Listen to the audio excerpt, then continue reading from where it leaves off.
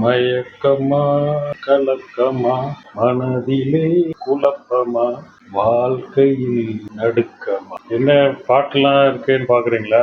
ஆக்சுவலா இந்த பாட்டு பேக்ரவுண்ட்ல நிறைய பேருக்கு இன்னைக்கு ரன் பண்ணல. நிறைய பேர் இன்னைக்கு பல விதமான குழப்பங்களோட தான் வாழ்ந்துகிட்டு இருக்காங்க. எதனால இப்படி சொல்றோம் அப்படின்னு பாத்தீங்கன்னா, இன்னைக்கு காலையில ஆஃபீஸ்க்கு வரும்போது டிராஃபிக்ல நின்று பார்க்கும்போது பார்த்தீங்கன்னா எல்லா முகத்துலேயுமே ஒரு காலையில் ஒரு ஆஃபீஸ்க்கு போகிறதுக்கான ஒரு எந்தூசியாசம்லாம் இல்லை. எல்லா முகத்துலேயுமே வந்து ஒரு இனம் புரியாத ஒரு கவலைகள் இருக்கிற மாதிரி தான் இருக்கு. கவலைகள் படர்ந்துருக்கு. ஒரு சிலருக்கு பல கவலைகள், பலருக்கு சில கவலைகள். அப்போ கவலையே இல்லாத ஆளே இல்லையா? இருக்காங்க. ஆனால் எங்கே இருக்காங்கன்னு தெரியல. உங்களுக்கு தெரிஞ்சிருந்துச்சுன்னா கமெண்ட்ஸ் பண்ணுங்க. ஓகே, அனைவருக்கும் வணக்கம். பீமா வாஸ்து சேனல் சார்பாக உங்கள் அனைவரையும் வரவேற்கிறேன். நான் இன்ஜினியர் பிரதீப் ஜெயக்குமார். ஓகே, இன்னைக்கு நம்ம ஒரு வாஸ்து குறித்து ஒரு விஷயங்களை பற்றி பார்க்கலாம் அப்படின்னு சொல்லி இது பண்ணியிருந்தோம். அதுக்கு முன்னாடி இப்போ நம்ம ஏற்கனவே இதுக்கு முன்னாடி டிஸ்கஸ் பண்ண விஷயங்கள் எல்லாம் எதுக்காக சொல்லிக்கிட்டு வர்றேன் அப்படின்னு சொல்லி பார்த்தீங்கன்னா, ஒரு மனிதனோட ஆரோக்கியம்ன்றது வந்து முழுக்க அவனோட மனசுக்கும் ரொம்ப முக்கியமானது. அதாவது உடல் எப்படி ஆரோக்கியமா இருக்குமோ அது மாதிரி மனசும் ஆரோக்கியமா இருக்கும்.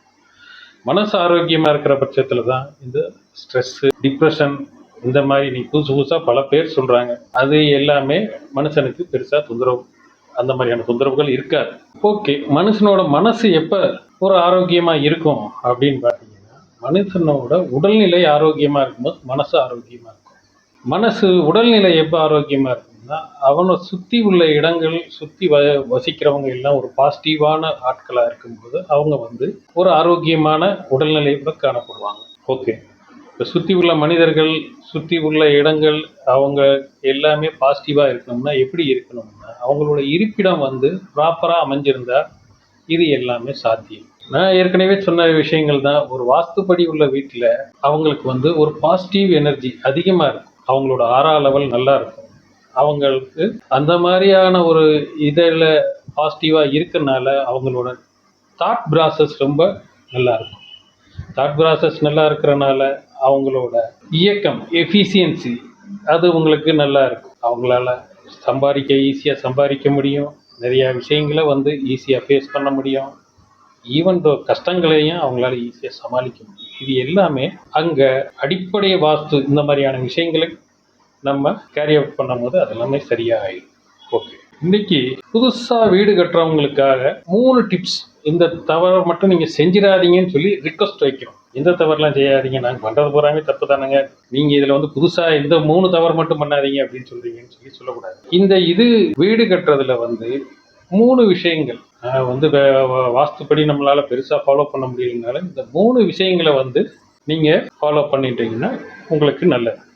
அது என்னென்ன 3 விஷயங்கள் அப்படின்னு பார்த்தீங்கன்னா, ஃபர்ஸ்ட் ஈசானியம் அப்படின்னு சொல்லக்கூடிய நார்த் ஈஸ்ட் என்ன இருக்கலாம்னா, அந்த வீட்டோட மெயின் என்ட்ரன்ஸ் நார்த் ஈஸ்டில் வரணும். அட் த சேம் டைம் அந்த இடத்துல அண்டர் கிரவுண்ட் சம், போர்வெல் இந்த மாதிரியான விஷயங்களை யூஸ் பண்ணலாம் அப்படின்னு சொல்லியிருக்காங்க. ஓகே, இதெல்லாம் அங்கே பண்ணக்கூடாது. ஒரு செப்டிக் டேங்கை கொண்டு போய் அங்கே போட்டுருக்காங்க. இல்லை அந்த சைடில் ஒரு டாய்லெட்டை கட்டியிருக்காங்க.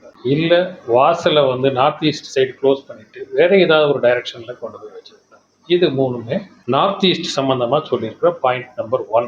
நார்த் ஈஸ்ட்டை இந்த மாதிரியான விஷயங்கள் என்ன செய்யணும்னு இப்போ சொல்லியிருக்கேன். அதை கூடுமான வரைக்கும் நீங்கள் ஃபாலோ பண்ணீங்கன்னா உங்களுக்கு நல்லா. ஓகே, நார்த் ஈஸ்ட்டு இப்போ நம்ம பார்த்துட்டோம். அடுத்து சவுத் ஈஸ்ட் என்னன்னு கேட்டீங்க, கிச்சன் வைக்கிறதுக்கான இடம் தான். சவுத் ஈஸ்ட்டில் நீங்கள் கிச்சன் ப்ரொவைட் பண்ணுறதுக்கான வாய்ப்புகள் இல்லைன்னா இன்னொரு பக்கம் போகலாம். North west secondary option. இங்கே வந்து 100% எஃபிஷியன்சி இருந்துச்சுன்னா அங்கே ஒரு 60 to 70% எஃபிஷியன்சி இருக்கும்.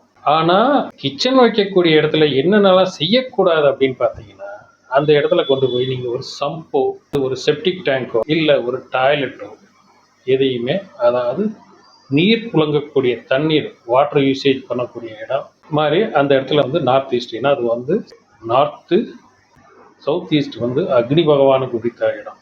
அக்னி அந்த இடத்துல வந்து தண்ணீர் சம்மந்தப்பட்டதை யூஸ் பண்ணும்போது அங்கே டெவலப்மெண்ட் குறையும் அப்படின்னு சொல்லி மாஸ்டர் சொல்கிறாங்க. ஓகே, இப்போ நம்ம நார்த் ஈஸ்ட் பார்த்துட்டோம், சவுத்து ஈஸ்ட்டும் பார்த்துட்டோம். 2 பக்கம் 2 பாயிண்ட் உங்களுக்கு சொல்லியாச்சு. 3 பாயிண்ட்ல 2 பாயிண்ட்ஸ். 3வது ஒன்று என்னன்னு பார்த்தீங்கன்னா, சவுத் வெஸ்ட் வந்து கன்னி மூலைன்னு சொல்லுவாங்க. கன்னி மூலையில் அந்த வீடு, அந்த வீட்டோட உரிமையாளர், அதாவது அந்த வீட்டில் இருக்க குடும்பத் தலைவன் தலைவி அவங்களுக்கான பெட்ரூமும் அது இருக்கணும். அதுபோக உங்களோட பொக்கிஷ அறை நீங்கள் வச்சுக்க பணங்கினம் இந்த மாதிரியான விஷயங்கள் எல்லாமே அந்த கன்னி மூலையில் உள்ள ரூமில் ஈஸ்ட் ஃபேஸிங்கில் ஏதாவது பீரோ இல்லை ஒரு ஸ்ட்ராங் வேலட் மாதிரி ஏதாவது நீங்கள் வச்சுக்கலாம். அப்படி இல்லைன்னா நார்த் ஃபேஸிங்கில் வைக்கலாம். இதில் என்னென்னா எக்காரணத்தை கொண்டும் அந்த கன்னி மூலைன்ற போர்ஷன் வந்து ஓப்பனாக இருக்கக்கூடாது. அது வந்து க்ளோஸ்டாக இருக்கும். அந்த இடத்துல வந்து ஜாயினரிஸ் ஏதாவது விண்டோ டோர் இந்த மாதிரி வரதா இருந்துச்சுன்னா அதை பூராமே ஒரு கன்சல்டன்ட் டிஸ்கஸ் பண்ணிங்கன்னா அவங்க எப்படி வச்சு கொடுக்கணுன்றதை உங்களுக்கு இன்ஃபார்ம் பண்ணிடுவாங்க. இந்த இடத்துலையும் நீங்கள் எக்காரணத்தை கொண்டு போய் ஒரு கிச்சன் போடுறதோ இல்லை வேறு எதுவுமே ஒரு டாய்லெட்டை போடுறதோ இந்த மாதிரி விஷயங்கள் நீங்கள் பண்ணிடக்கூடாது. ஓகே, இந்த 3 பாயிண்ட்டு நம்ம டிஸ்கஸ் பண்ணியிருக்கோம். இந்த 3 பாயிண்ட்டு வந்து உங்களுக்கு புதுதாக வீடு கட்டுபவர்கள் இதை கொஞ்சம் மனசில் வச்சுக்கிட்டு அனலைஸ் பண்ணி அதுக்கு தகுந்த மாதிரி பண்ணினீங்கன்னா உங்களோட கட்டுமானமும் சிறப்பாக இருக்கும். அதுக்கப்புறமா அந்த வீட்டில் நீங்கள் ரொம்ப சுபிக்ஷமாக வாழலாம் கேட்டுக்கிறோம். தொடர்ந்து எங்கள் சேனலுக்கு உங்களோட ஆதரவு கொடுங்க. நன்றி, வணக்கம், வாழ்க வளமுடன்.